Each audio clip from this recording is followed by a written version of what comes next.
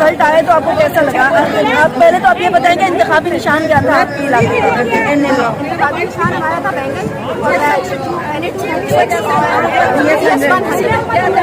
Election जब हो गए और हम लोग सारे रिजल्ट वगैरह देख चुके थे, 3/4 से, सिर्फ 2/3 से नहीं 3/4 से हम लोग लीड कर रहे थे, लेकिन अचानक सुबह में रिजल्ट चेंज हो जाते हैं, सारा पासा पलट जाता है, 360 एंगल के ऊपर पूरे रिजल्ट तब्दील कर दिए जाते हैं। मुझे ये सवाल पूछना है हमारे चीफ जस्टिस साहब से, मोहतरम चीफ जस्टिस साहब से, कि उनको इंट्रा पार्टी इलेक्शन के अंदर बेज़ाब्तगियां नजर आ गई, लेकिन उनको ये नजर नहीं आया कि पूरे जनरल इलेक्शंस में जितनी धांधली की गई है उसका क्या होगा।